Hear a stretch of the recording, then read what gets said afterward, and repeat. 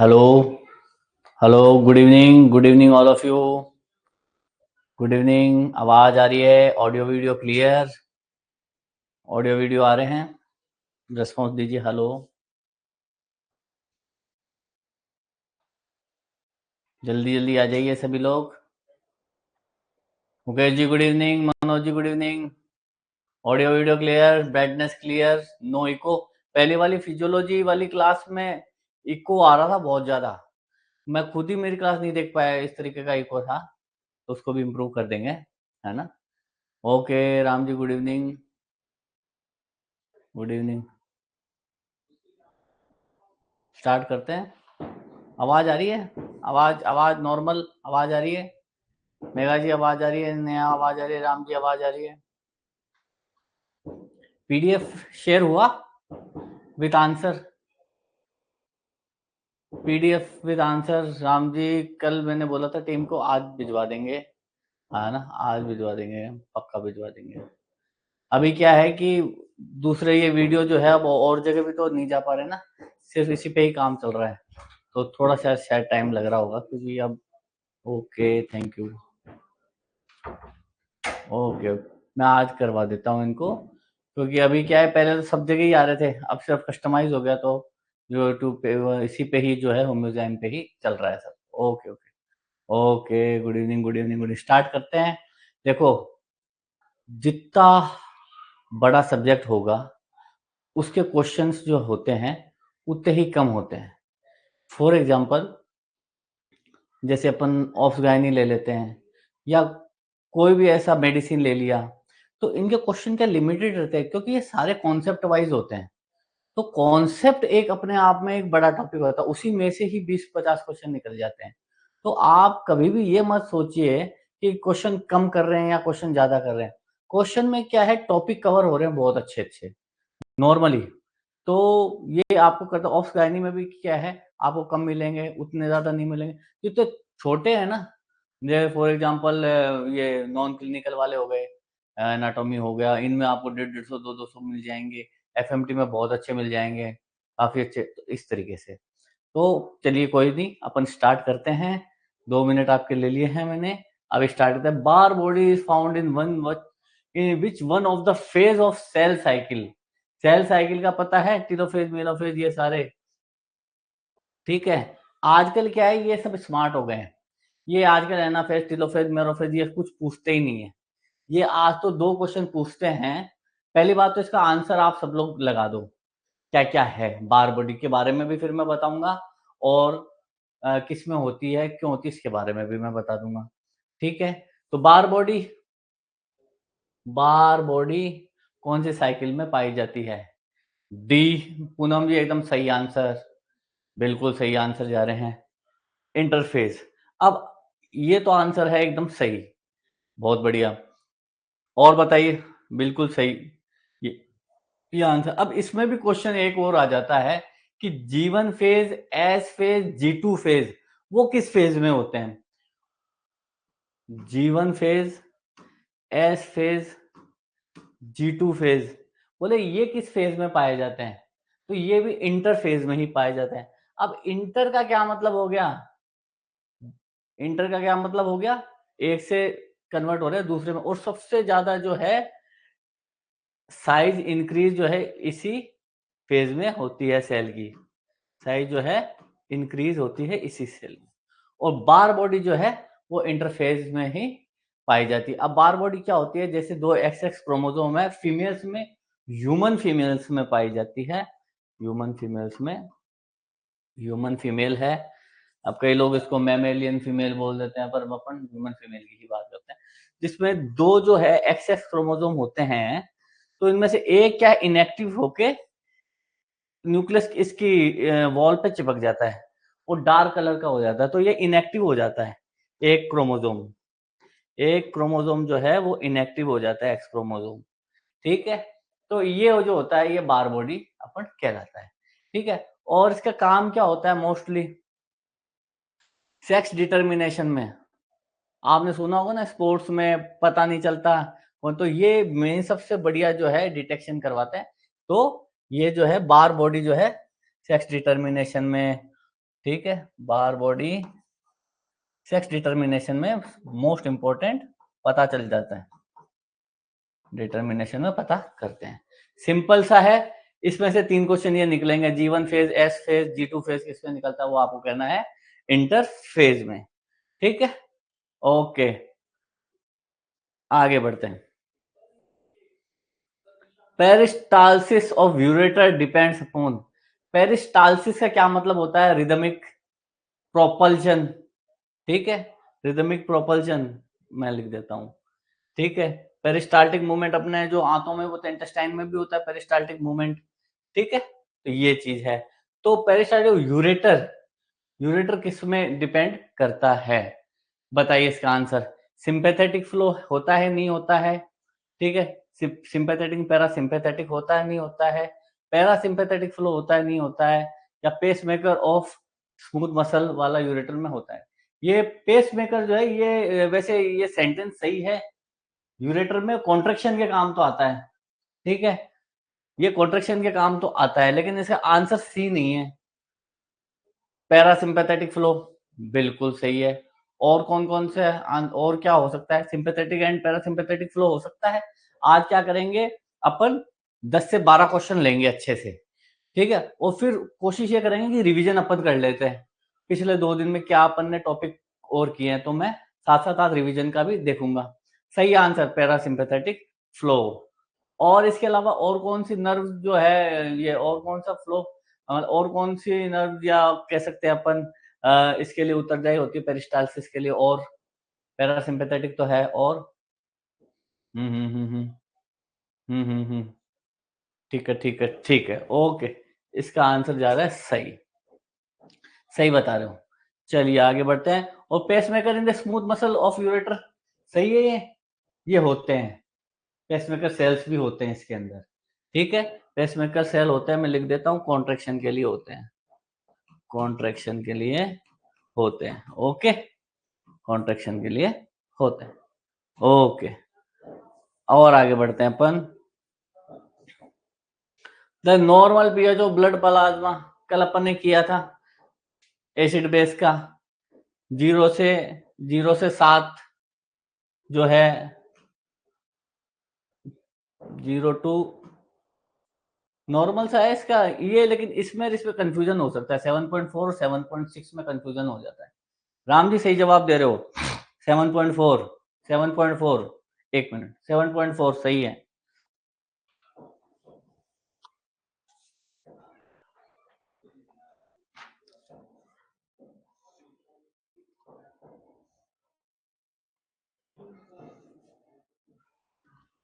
सही सही सही सही जवाब है 7.4।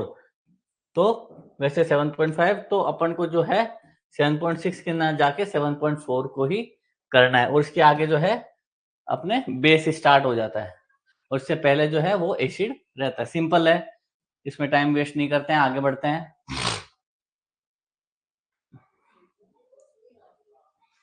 एक चीज आप ध्यान रखना, फिजियोलॉजी है ना, मोस्टली हार्मोन के आसपास वाले ही क्वेश्चन आते हैं अधिकतर। ठीक है, ये इसका है, आप ये समझ के रखिए। चलिए आगे बढ़ते हैं। विच one of the following is an example of the peptide hormone? 3 type के हार्मोन होते हैं। ठीक है, एक तो होते हैं, मैं लिख देता हूं, पेप्टाइड हार्मोन जो आपके सामने है। ठीक है, दूसरे हैं लिपिड या स्टेरॉइड हार्मोन,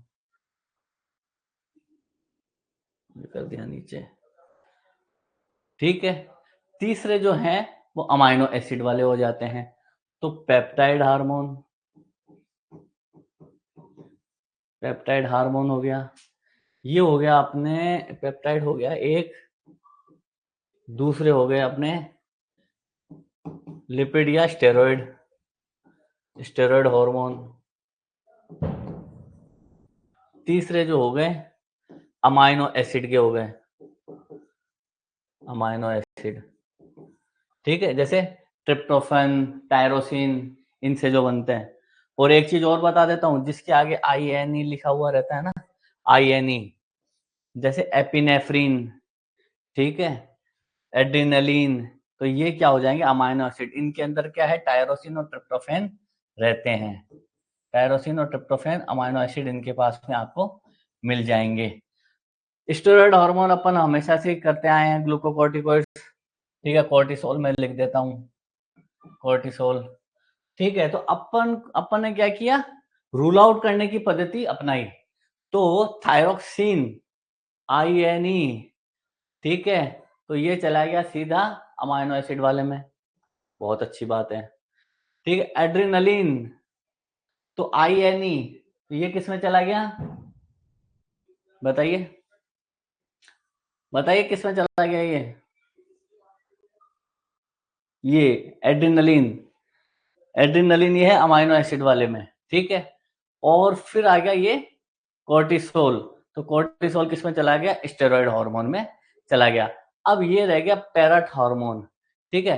तो पैराथायरॉयड हार्मोन जो है अपने, ये पैराथायरॉयड हार्मोन से निकलते, ये है अपना पेप्टाइड, पैराथायरॉयड हार्मोन, तो ये हो जाएगा पेप्टाइड से, ठीक है। इसका एक और एग्जांपल याद है क्या किसी को, एक और एग्जांपल याद है पैराथायरॉयड हार्मोन का? ये जो पैराथ हार्मोन है जो कि कैल्शियम का कंसंट्रेशन करता है, ठीक है, कैल्शियम को रेगुलेट करता है ब्लड में, ठीक है, कैल्शियम रेगुलेशन के काम आता है।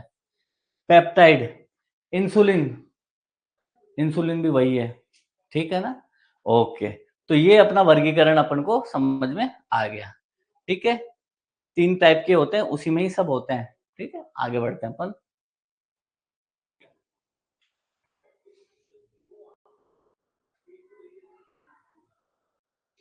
विच of the following hormone is an example of a steroid hormone? तो वापस घूम के आ गई ये चीज, हाँ, बताइए इसका आंसर बताइए। अभी अपन ने ऊपर डिस्कस किया था कोर्टिसोल, बिल्कुल सही बात, बिल्कुल सही, इसका आंसर जो है कोर्टिसोल है। अब देखो एक चीज अपन ने कर ली, अब इसमें से 20 क्वेश्चन अपन बना सकते हैं, ठीक है। कोर्टिसोल, ठीक है, बिल्कुल आगे बढ़ते हैं अपन।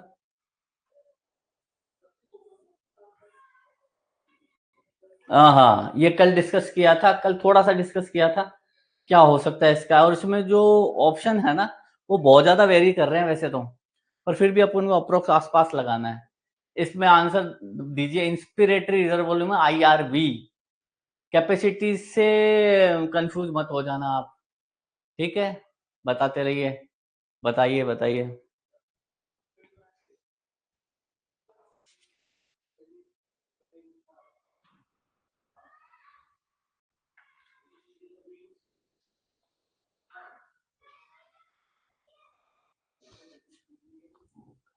आया आंसर आ रहा है?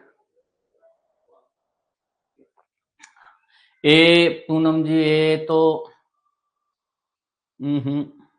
और और बताइए, इंस्पिरेटरी है, ये हमेशा ज्यादा रहता है बजाय एक्सपिरेटरी के, ठीक है। इसमें लगभग लगभग अपन बात करते हैं, लगभग ये जो है, नीचे कर देते हैं इसको, लगभग लगभग ये 3000 के लगभग रहता है ml, ठीक है। और ERV है तो वो लगभग 1200 के लगभग रहता है, ठीक है। और टीवी है वो 500 के लगभग रहता है। तो इसका आंसर मोस्टली जो है क्या जाएगा, बिल्कुल हेमलता जी सही बोल रहे हो, प्रगति सही बोल रहे हो, नहीं प्रगति सही नहीं बोल रही, ये 2000 से 3200 आप याद रखेंगे, ये है आंसर इसका, ओके। यही कंफ्यूजन क्रिएट करते हैं, तो कभी भी कंफ्यूजन, कहते हैं जो पढ़ा हुआ होता है उसको बहुत ज्यादा कंफ्यूजन होता है, जो नहीं पढ़ा हुआ होता ना वो तुक्के में फिर भी ठीक कर जाता है। तो अपनी जो जंग है वो थोड़ी सी ज्यादा रेस्पॉन्सिबल हो जाती है, और बहुत अच्छे से पढ़ना पड़ता है। आप इसको, ये, अरे वापस रिपीट करूं, इंस्पिरेटरी रिजर्व वॉल्यूम है तो 2000 से 3200 ml जो है इसका आंसर होगा, ये अमूमन 3000 ml की होती है। टाइडल वॉल्यूम 500 होता है, 500 ml, जो नॉर्मल अपन सांस लेते हैं ना मुकेश जी, वो हाँ वो 500 ml होता है, ठीक है।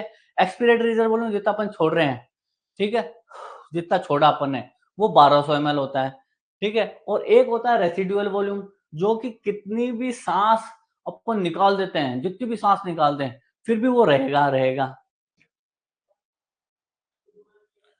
वो भी लगभग 1200 के लगभग होता है, 1000 से 1200 तक होता है। ठीक है? ये 3000 ml तक होता है। 3300 बोलते हैं। अब हर एक का एज हो गई, सेक्स हो गया, तो इनमें अलग-अलग वेरी करता है। तो अमूमन जो है इसके आस-पास का रहेगा। ये अपन नहीं करेंगे क्योंकि ये आ जाता है 5 से 6 लीटर के आस-पास टच कर जाता है टोटल लंग कैपेसिटी को ही। तो ये गलत हो जाता है। ठीक है? ओके? मैं हुँ, इसको बोलते हैं टीवी, ईआरवी, आईआरवी। हाँ, मैम अच्छा इनका पूरा वो बताऊँ? ओके, ओके, रुकिए, देखिए अ, अच्छे से समझा देता हूँ मैं। यहाँ पे बार-बार क्वेरी आ रही है और ज़रूरी है। देखिए बच्चे, टाइडल वॉल्यूम सबसे पहले क्या है? Total lung capacity. मैं अच्छे से पूरा लिख ही देता हूँ। देखिए, कई बच्चों को बोरिंग लग रहा होगा लेकिन अब कई बच्चे जो हैं, उनको थोड़ा-सा समझाना पड़ रहा है, तो ये ज़रूरी भी है। टोटल लंग कैपेसिटी वो होती है 6 लीटर। ठीक है? या 6000 एमएल। ठीक है? अपनी टोटल लंग की कैपेसिटी कितनी होती है। वैसे ये वेरी करती है आदमी-आदमी पे, ठीक है? ठीक है? अ, हाँ, आते हैं क्वेश्चन आते हैं। बिल्कुल। ठीक कन्फ्यूज़ बिल्कुल मेघा जी मैं अभी बता ही रहा हूँ आपको। टाइडल वॉल्यूम क्या है? Tidal volume tidal volume tidal volume 500 ML है। मतलब जैसे मैं साँस ले रहा हूँ, नॉर्मली बातें करते-करते साँस ले रहा हूँ, तो ये हो जाएगा अपने टाइडल वॉल्यूम जो कि 500 एमएल होता है। ठीक है? एक मैंने लिया पूरा खींच के, ठीक है? इंस्पिरेटरी रिजर्व वॉल्यूम बोलते हैं इसको। जितना आपने inspiratory IRV inspiratory reserve volume, ये अपन 3000 एमएल तक भी कर सकते हैं। इसकी अमूमन जितनी होती है और जितनी अपन ने छोड़ी सांस एक्सपीरेटरी रिजर्व वॉल्यूम ईआरवी कल अपन ने डिस्कस किया था वैसे तो ट्यूनिंग फिर भी कर देते हैं। ये हो जाती है 1200 एमएल के अराउंड। ठीक है? इस तरीके से जो है अगर अपन सबको जो और एक होता है रेसिडुअल वॉल्यूम। कितनी भी सांस छोड़ दो तो डेड स्पेस में एक वॉल्यूम रहता है एयर का। ठीक है? तो वो हो जाएगा अपने वो हो जाता है लगभग 1200 1000 से 1200 एमएल के लगभग ये इतना रहता है। इनका अपन टोटल जोड़ करेंगे तो 5000 एमएल हो जाएगा। ठीक है? स्पाइरोमेट्री से अपन करते हैं। स्पाइरोमीटर से भी बोल सकते हैं, रेस्पायरोमीटर से भी बोल सकते हैं, जिसमें एक फ़नल जैसी एक चीज़ होती है, तो वो अपन जैसे ही उसको मुँह में लेके साँस छोड़ते हैं, लेते हैं, उससे क्या है कि वो ग्राफ बनता है। तो ग्राफ से अपन को पता हो जाता है कि either the patient is suffering from COPD और restrictive lung disease, chronic obstructive pulmonary disease से जूझ रहा है या रिस्ट्रिक्टिव डिजीज़ से जूझ रहा है। तो सीओपीडी में कई सारी आ जाती है, क्रोनिक ब्रोंकाइटिस, एम्फाइसीमा आ जाते हैं। इधर रिस्ट्रिक्टिव में जो है आपने जैसे सिस्टिक फाइब्रोसिस वगैरह है, वो आ जाते हैं, इस तरीके से आ जाते हैं। चलिए आगे बढ़ते हैं। आगे बढ़ें? Doubt clear? ठीक है? नहीं समझ में आया वापस पूछ लिया कीजिए, ठीक है। अब क्या बहुत सारे वो कमेंट चलते हैं, कई और भी पूछते रहते हैं तो मेरे को दिखता नहीं है ना? चलिए। हाँ, मनोज जी क्या पूछ रहे हैं ड्रिंकिंग में पुलिस का क्या चीज़ है? नहीं, वो चीज़ नहीं है। वो वो होता है रेस्पायरोमीटर नहीं होता वो। उसमें ये होता है, उसमें एक वेव से पता चलता है अल्कोहल डिटेक्शन का। हाँ, वो चीज़ एकदम डिफरेंट है। वो चीज़ डिफरेंट है। हाँ, ये चीज़ एकदम डिफरेंट है। बिल्कुल। हाँ, नहीं, आपने सही पूछा पर वो चीज़ डिफरेंट है। ओके, ये कौन ये अपन ने कवर कर लिया 37 पे आए अपन। Which group is the universal donor of blood? Universal donor है। अभी भी कोई क्वेश्चन है? ठीक है, अब ये तो पूछेंगे नहीं और पूछेंगे कि रेयर कौन-सा होता है? 3 रेयर कौन से होते हैं? मोस्ट कॉमन तो चलो हर कोई पूछ लेता है। ठीक है? हुँ? बिल्कुल। Thank you Manoj ji. Thank you. Okay. इसका एक परसेंटेज है। उसके हिसाब से अपन पढ़े-लिखे के हिसाब से बात करते हैं कि जैसे ओ पॉजिटिव ग्रुप है या ओ नेगेटिव है तो सबसे कॉमन जो है ओ पॉजिटिव रहता है। चलो पहले तो आपको बता देता हूँ यूनिवर्सल डोनर डोनर मतलब सबको दे सकता है। ठीक है? एक होता है एक्सेप्टर तो सबसे ले सकता है ब्लड। ठीक है? ठीक है? तो ये हो गया यूनिवर्सल डोनर, इसका आंसर जो है ओ ग्रुप। ठीक है, तो ए वाले को दे सकता है, चलिए अपन लिखते हैं, किस किस को दे सकता है, ए वाले को दे सकता है, ठीक है, बी वाले को दे सकता है, ठीक है, ए बी वाला ए वाले को भी दे सकता है, बी वाले को भी दे सकता है, ए बी वाले को भी दे सकता है, और ये जो है ये सबको दे सकता है। ठीक है, मोस्ट कॉमन जो है ओ पॉजिटिव है, देन उसके बाद में ए नेगेटिव है, फिर उसके बाद में ये ए बी नेगेटिव आ जाता है। ए बी नेगेटिव तो बहुत रेयर है, रेयर माना जाता है ए बी नेगेटिव तो। इस तरीके से इनका परसेंटेज है, तो कहते हैं 36% जो है, 36 to 38% जो है वो ओ पॉजिटिव वाले हैं। एक आपने नाम सुना होगा Bombay blood group, golden blood group, ये one of the rarest of rarest है, तो ये बहुत कम लोगों में मिलते हैं। ठीक है ना, ये पॉजिटिव है, नेगेटिव इससे कम वाले में नेगेटिव होते हैं। ठीक है, ओके, ये आंसर हो गया। चलो मैं लिख देता हूँ बॉम्बे ब्लड ग्रुप, पता करना है थोड़ा सा, अपन नॉर्मल इसमें इंटरेस्ट डालने के लिए अपन कर रहे हैं। Bombay blood group, golden blood group, इनकी बहुत सारी कहानियां हैं, किंवदंतियां हैं। ठीक है, चलिए आगे बढ़ते हैं। तो क्या है, सिंपल सा क्वेश्चन था, लेकिन बहुत सारी चीजें अपन ने कवर करते चले गए। Okay, normal blood urea, urea crate, कल अपन ने बात करी थी यूरिया क्रेट की, यूरिया क्रेट की बात करी थी, यूरिया और क्रेट की बात करी थी। ठीक है ना, पॉजिटिव वाला रहेगा, पॉजिटिव वाला, हाँ ऑपोजिट वाला यूनिवर्सल रहेगा। ठीक है, okay, normal blood group urea level, इसका क्या आंसर है, ये कुछ आपको यूरिया, क्रेटिनिन, हीमोग्लोबिन, हिमेटोक्रिट, ये कुछ चीजें हैं, ये आपको हमेशा ही याद रखनी है, और अस्पताल टू अस्पताल, ये लैब टू लैब ये चेंज हो जाती है, +- 5। ठीक है, ये चीज आप ध्यान रखना, 15 से 45 भी हो जाती है, ठीक है, 20 से 40 है, 20 से 45 भी हो जाती है, इस तरीके से वेरीज करती है। आपको मतलब कि ये नहीं सोचना है कि ये गलत है, वेरीज +- 5 वेरी करते हैं। ठीक है, यूरिया का। ठीक है, आंसर सभी लोग सही बता रहे हैं हमेशा की तरह, आप सभी लोग जीनियस हैं, मैं आपकी कदर करता हूँ, और बहुत बढ़िया। mg/dl ही आपको याद रखना है, बहुत सारी चीजों में mg/dl आप हमेशा ही याद रखिए, 10 से 20 नहीं होगा रामचरण जी, 10 से 20 नहीं होगा, यूरिया ज्यादा ही बढ़ेगा। ठीक है, और ज्यादा बढ़ जाता है, और ज्यादा बढ़ जाता है तो हो जाती है बहुत सारी बीमारियां। ठीक है, यूरिया सिर में चढ़ जाता है ना, आप सुना होगा एनसेफेलोपैथी, यूरेमिक एनसेफेलोपैथी। चलिए इसको तो अपन आगे बढ़ाते हैं। 38, चलिए, adrenocorticotropic hormone principally control the secretion of, अब ये कौन सी बला आ गई, ACTH, ये क्या चीज है, और ये अपन ऐसे तो कवर करेंगे भी नहीं, इसका कोई प्रोसेस होता है। इन्होंने क्या किया है, एक पूरे प्रोसेस में से एक पॉइंट निकाल लिया, एक पॉइंट निकालने के बाद में छोड़ दिया। हाँ बिल्कुल, गोविंद जी सही बोल रहे हो, बिल्कुल बिल्कुल, यूरेमिक बिल्कुल। इसका आंसर FSH है। ठीक है, और क्या, कौन सा आंसर हो सकता है यार, राम जी गलती कैसे हो रही है आज। मोहम्मद जी सही बोल रहे हो, रामचरण जी सही बोल रहे हो, रामचरण जी चौधरी जी सही बोल रहे हो, राम जी इसका आंसर जो है कॉर्टिसोल है। हम्म, हाँ, ये 39 का ए आंसर है इसका, कॉर्टिसोल। ठीक है ना, पहले तो आंसर अपन क्लियर कर लेते हैं, उसके बाद में अपन खेल खेलेंगे।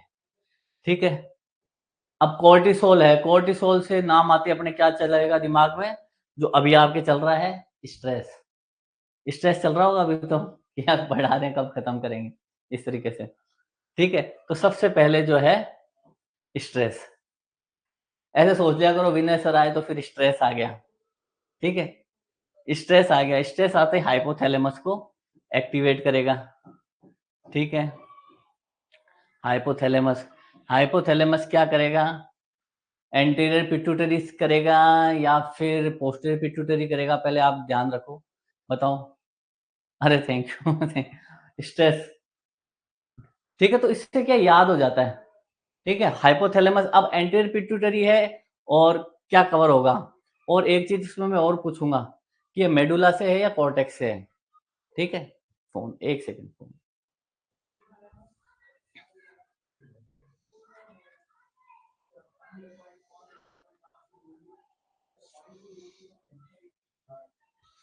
ठीक है, ठीक है।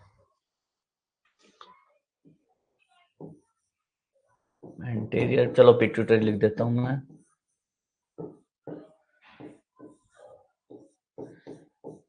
एक चीज़ और मैं इधर सीआरएच भी लिख देता हूँ। ठीक है, ठीक है।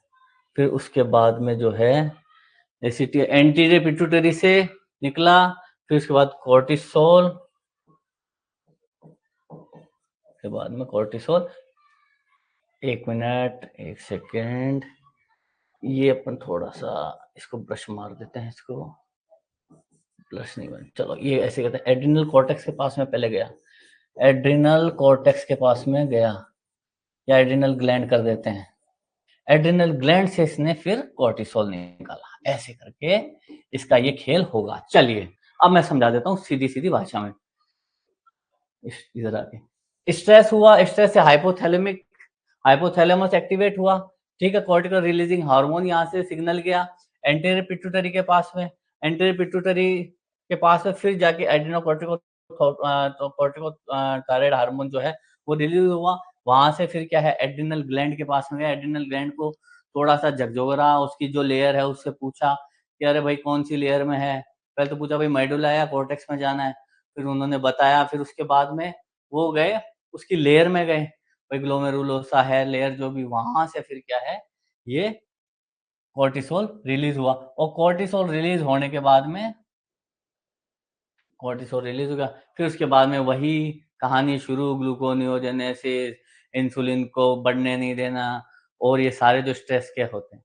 इस तरीके से ये जो है सिंपल सी चीज अपन ने अभी यहाँ पे कवर कर ली। तो ये कॉर्टिसोल का रहता है। ऐसे थायराइड, एफएसएच, इनकी भी अलग अलग अलग वो चीज है। ठीक है, हाँ बिल्कुल सही बता रहे हो मोहम्मद जी, बिल्कुल यही चीज है।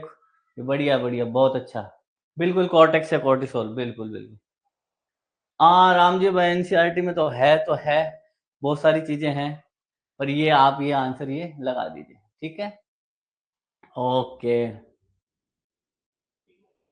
एनसीईआरटी मत पढ़ो, अब आप थोड़ा और आगे बढ़ जाओ, ठीक है ना?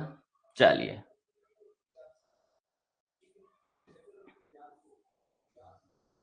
Urea is the catabolic product of, किसका? यूरिया किससे बनता है बताइए?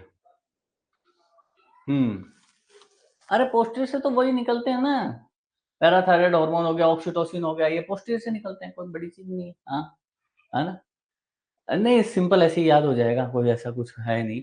वो बस हाइपोथैलेमस, एंटीरियर पिट्यूटरी, और उसके बाद में आगे एड्रिनल ग्लैंड है और है उस हिसाब से। चलिए इसमें बढ़े, आगे बढ़े। ठीक है, बी का प्रोटीन बता रहे हैं, ठीक है, प्रोटीन का कर देते हैं, यूरिया बनता था प्रोटीन का, ठीक है। और प्यूरिन से क्या बनता है? प्यूरिन से कुछ अगर पता हो तो, प्यूरिन से क्या बनता है? प्यूरिन से, प्रोटीन से ही आंसर बता रहे हो, बिल्कुल कोई दिक्कत नहीं है। ठीक है, इसलिए अपन क्या है कि सीकेडी पेशेंट को क्या है कि प्रोटीन डाइट कम कर देते हैं, ठीक है, ओके, जिससे यूरिया में कमी हो, ठीक है, कोई दिक्कत नहीं है।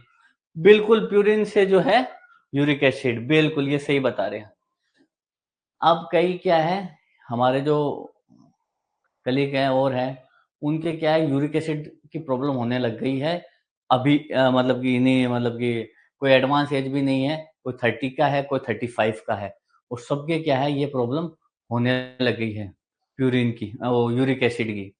अब क्या है कि सबसे ज़्यादा जो है बियर कंज्यूम करते हैं, उनके ये प्रॉब्लम होने लग गई, ठीक है? तो ये कंज्यूम करते हैं, इनके यूरिक एसिड बहुत जल्दी डेवलप हो रहा है, तो हम इनको एब्स्टिनेंस मतलब बंद करने का बोलते हैं। ये बंद करते हैं तो यूरिक एसिड जो है वापस नॉर्मल हो जाता है। इसकी रेंज भी पूछी जाती है, तो ये पूछी जाती है ज़्यादा हो जाएगी तो क्या हो जाएगा, तो वो अपन देख लें 7 पॉइंट के लगभग रहती है इसकी रेंज। 1 मिनट कॉल आ रहा है, चलिए आगे बढ़ते हैं। 1 सेकेंड, 1 सेकेंड, ये बताइए आप।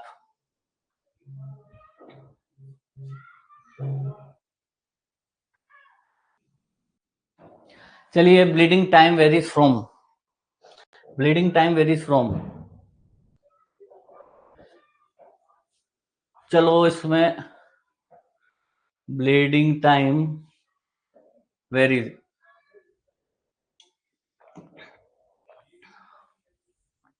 ब्लीडिंग टाइम क्या होता है? बीटी, सीटी, और क्या याद आ रहा है? एपीटीटी होता होगा, एपीटीटी, या चलो एपीटीटी छोड़ो, आप तो पीटीआईएनआर सुना होगा आपने, ठीक है, पीटीआईएनआर, इनके मैं लिख देता हूँ, फुल फॉर्म भी लिख देता हूँ, ठीक है। इसमें आज अपन को पता करना है क्या क्या हो सकता है, ठीक है। एक आप हमेशा ध्यान रखना, अपनी जो नॉर्मल रेंज की जो वैल्यू है ना, वो हमेशा तटस्थ रखो कि सर यही होगी। मैंने तो देखो याद कर रखी है हमेशा के लिए, तो वो हमेशा ही मेरे दिमाग में सेट है, तो मैं उसी के हिसाब से करता हूँ। पर अपन ऑप्शन को देख के अपनी आज ऐसे बना लेते कि यार ये आंसर सही है और यही होगा, तो वो अपन याद रखते हैं, तो वो आपको याद नहीं रखनी, ठीक है। चलिए कोई बात नहीं। अब ब्लीडिंग टाइम है, पहली बात तो ब्लीडिंग टाइम होता क्या है?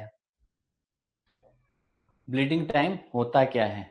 ब्लीडिंग टाइम ये होता है जब भी कोई भी किसी भी प्रकार की जो है अपने दुर्घटना हुई, कट लगा, ठीक है, कट लगते ही क्या है कि ब्लड वेसल रप्चर हुई, ठीक है। तो ब्लड वेसल रप्चर होने के बाद में कितनी देर तक ब्लड निकला और वो कितनी देर के बाद में रुक गया, ठीक है, मतलब कितनी देर के बाद में रुक गया वो, और एक टेम्परेरी जैसे लगता है कि हाँ भाई अब रुक गया, अब ब्लीडिंग हो नहीं रही, तो इसको तो बोलते हैं अपन ब्लीडिंग टाइम। और बता दूंगा मैं, सुनते जाओ आप, अच्छे से सुनते जाओ, कहानियों में कहानियां निकल जाती है। ये हो गया ब्लीडिंग टाइम। और क्लॉटिंग टाइम में क्या होता है कि ब्लड तो रुक गया, उसके बाद में एक टेम्परेरी प्लग बन गया फाइब्रिन का, टेम्परेरी हल्का सा क्लॉट जैसा बन गया कि हाँ भाई अब थक्का जैसा, थक्का जिसको बोलते हैं, टेम्परेरी प्लग बोलते हैं इसको अपन, टेम्परेरी प्लग, टेम्परेरी प्लग, ठीक है, फाइब्रिन। अब क्या होता है, पहले तो ब्लीडिंग रुकी, उसके बाद में बना थक्का, तो ब्लीडिंग तो पहले नंबर पे आएगा, दूसरे नंबर पे आएगी ये चीज। अब कई लोग क्या है, ब्लीडिंग टाइम क्लॉटिंग टाइम में जिंदगी भर कंफ्यूज ही रहते हैं हमेशा, ठीक है। अब क्या होता है, थैंक यू मनोज जी, मैं देखो मैं फिर मेरी रिदम टूट जाती है, आप इतने अच्छे अच्छे कमेंट करते हो ना थैंक यू, थैंक यू, ठीक है, बिल्कुल, ओके, बिल्कुल, हाँ सुनीता जी, बिल्कुल, अभी मैं नॉर्मल रेंज भी आपको बता दूंगा, ठीक है। पहले इसकी कहानी समझते चलते चले जाते हैं। ब्लीडिंग टाइम है तो ये होता है कि भाई जितना ट्रॉमा हुआ है, तो उसको रिकवर करने में कितना टाइम लग रहा है। तो ये क्या होता है, मोस्टली प्लेटलेट होती है ना, प्लेटलेट, प्लेटलेट, इनके आसपास ये चीज रहती है, प्लेटलेट जिसके है तो उसका ब्लीडिंग टाइम क्या है, नॉर्मल रहता है। हालांकि वोन बिल्डबर्ड डिजीज हो गई या थ्रोम्बोसाइटोपिनिया हो गया, ये चलो प्लेटलेट से संबंधित है, तो ये प्लेटलेट से संबंधित ही आपके लेवल पे चीज जाती है। तो ये ध्यान रखो, जब भी ब्लीडिंग टाइम होगा तो प्लेटलेट संबंधित कोई प्रॉब्लम है, ठीक है, ये अपन मोस्टली ध्यान रखेंगे। तो ब्लीडिंग टाइम 3 से 8 मिनट का होता है, 3 से 8 मिनट का होता है, ठीक है। अब कोई 2 से 3 मिनट का बोल रहा है, 5 से 8 मिनट, तो इनमें वेरीज कौन सा कर रहा है, ये वेरी कर रहा है, ठीक है। तो 3 से 8 मिनट का तो ये होता है। यहाँ तक कहानी समझ में आ गई, ठीक है। हाँ, पुरपुरा में भी होता है, बिल्कुल बिल्कुल, थ्रोम्बोसाइटोपेनिक पुरपुरा में भी होता है, बिल्कुल, ठीक है। अब क्या है, इनको कहानी बता दो अपन, एग्जाम्पल और डिस्कस करते चले जाएंगे। अब क्लॉटिंग टाइम क्या होता है, क्लॉटिंग टाइम मेनली जो है क्लॉटिंग फैक्टर जो है ना, उनको डिटेक्ट करने का, मतलब कि उनसे रिलेटेड होता है कि फाइब्रोजन से फाइब्रिन में कैसे कन्वर्ट हुआ, कितना टाइम लगा और लगा, ठीक है। तो ये क्लॉटिंग होता है। ये देखो बहुत जगह बहुत वेरी कर रहा है, ठीक है। आप मोटा मोटा याद रख लो 5 से 15 मिनट, वही सो देखी जाएगी, करकुरा लो 5 से, अब कोई 2 से 12 भी बोल रहा है, कोई 3 से 14 भी बोलता है, आप 5 से 15 मिनट याद रख लो, ठीक है, क्लॉटिंग टाइम का। तो टेम्परेरी प्लग बनता है, थक्का बनता है, थक्का मैं लिख देता हूँ, थक्का जिसको बनता है ये। अब एक चीज आपको ध्यान, आपने सुना होगा, चलो फिर पहले पीटीआईएनआर पे भी चल जाते हैं। Prothrombin time, clotting factor, prothrombin time, इसको बोलते हैं प्रोथ्रोम्बिन टाइम। ये दूसरा क्लॉटिंग फैक्टर है प्रोथ्रोम्बिन टाइम, ये सेकंड क्लॉटिंग फैक्टर है। कितने क्लॉटिंग फैक्टर होते हैं? 13 क्लॉटिंग फैक्टर होते हैं, 13 क्लॉटिंग फैक्टर होते हैं। चलो वापस में भर जाता है ना, तो मैं वापस लिख देता हूँ। 13 क्लॉटिंग फैक्टर होते हैं, तो उसमें दूसरा ये जो होता है, ठीक है, 13 क्लॉटिंग फैक्टर होते हैं। अब पीटीआईएनआर है, पीटीआईएनआर अपन जैसे वारफरिन की कोई डोज स्टार्ट कर रहे हैं तो अपन देखते हैं, क्योंकि ये सारे जितने भी क्लॉटिंग फैक्टर हैं ये लीवर से ही रेगुलेट होते हैं। लीवर में कोई प्रॉब्लम हो गई तो ये बीटीसीटी, पीटीआईएनआर वगैरह सारे बढ़ जाते हैं। ठीक है, ओके, याद आ जाएगा, ठीक है, ओके, समझ में आ गया पीटी। ठीक है, इनकी वैल्यू कुछ सेकंड्स में होती है, 0.3 से 0.3 से जो है 11 सेकंड तक होती है, इसकी आप कंफर्म कर लेना। और आईएनआर की होती है इंटरनाइन नॉर्मलाइज रेशियो, इसकी 0.8 से 0.11 तक होती है सेकंड, इनकी सेकंडों में होती है, मोटा मोटी बात ये है। तो आंसर जो है अपन ये लगा देंगे। ओके, 3 to 8 आप याद रख लो, अब ये नॉर्मलाइज आप हमेशा याद रखेंगे। ठीक है, ओके।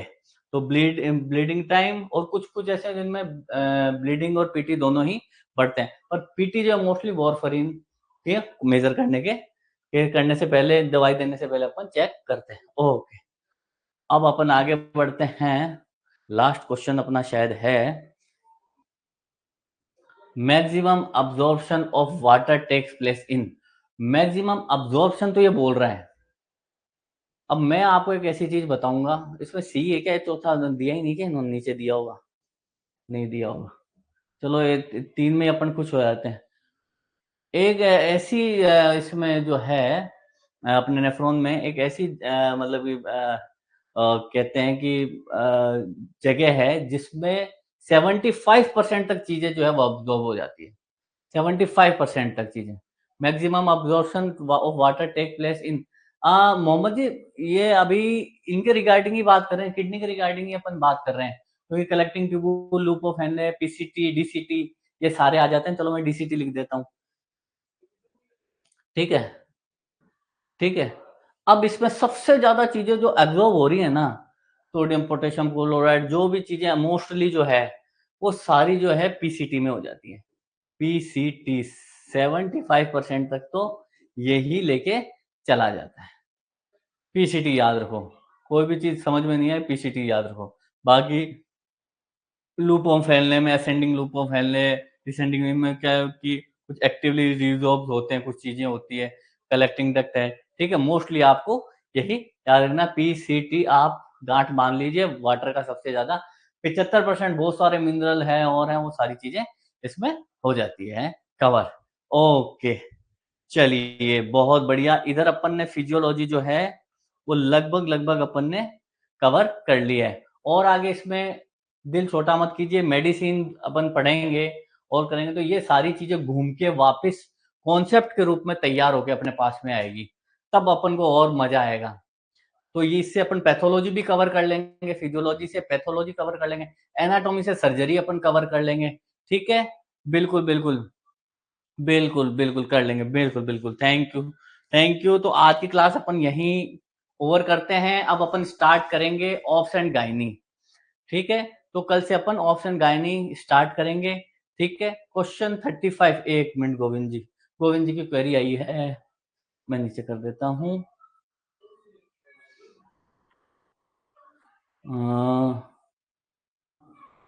ये, हाँ ये तो अरे बहुत सिंपल है, 3 अपन ने किए थे ना, पेप्टाइड हार्मोन, ठीक है, दूसरा किया था अपन ने अमाइनो एसिड, ठीक है, तीसरा अपन ने किया था, एक तो अपन ने किया था पेप्टाइड जिसमें ये इंसुलिन और ये क्या बोलते हैं पैराथ हार्मोन, जो पैराथायराइड हार्मोन होता है, पैराथायराइड, ये पेप्टाइड हार्मोन के टाइप हो गए। दूसरा अपन ने किया था लिपिड या स्टेरॉइड, जिसमें कोर्टिसोल आ गए, ग्लूकोकॉर्टिसोल, कोर्टिकोइड जिसको अपन बोलते हैं, ठीक है, स्टेरॉइड हार्मोन जिसको बोलते हैं, तो ये हो गया। और तीसरा अपन ने किया था अमाइनो एसिड का, अमाइनो एसिड जो मैंने बताया था आपको, अमाइनो एसिड ये 3 होते हैं, तो इसमें आ जाएगा अपने जैसे थायराइड, थायरोक्सिन आ गया, ठीक है, एपिनेफ्रिन आ गया, आईएनई बताया था ना आपको, आईएनई, आईएनई जहाँ पे लगे वो अमाइनो एसिड है, उसमें ट्रिप्टोफैन है ना, टायरोसिन, ये सारे मौजूद रहेंगे, है ना? बिल्कुल, बिल्कुल, ठीक है। अमाइनो एसिड हो गया, लिपिड और ऑब्लिक करके स्टेरॉइड। आप स्टेरॉइड याद रख लो, लिपिड छोड़ो, है ना? आप स्टेरॉइड याद रख लीजिए। बिल्कुल, ठीक है। चलिए, बहुत सुंदर। तो ये हो गया स्टेरॉइड, क्या हो गया? कोर्टिसोल इसका आंसर होगा, ठीक है? ओके। फिर उसके बाद में अपन को जो है, बिल्कुल thank you Arvinder ji, thank you, thank you. और अब ऑफ गायनी स्टार्ट करेंगे। ऑफ गायनी अपन कल से स्टार्ट कर देंगे आराम से फिजियोलॉजी में, और अगर रिवीजन के टाइम पे और अपन रिवीजन स्टार्ट कर देंगे, तो ये सारी चीजें एक दूसरे से मिलती हुई चली जाएगी। तो अभी अपना बहुत अच्छे तरीके से हो रहा है, और बहुत बढ़िया। आप बताते रहिए किस तरीके से जो मैं क्लास ले रहा हूँ, आपका जो है मोटिवेशन ही मेरा मोटिवेशन है, ठीक है? बहुत बहुत thank you, thank you, thank you Mohammad ji, thank you, thank you. Good night, good evening.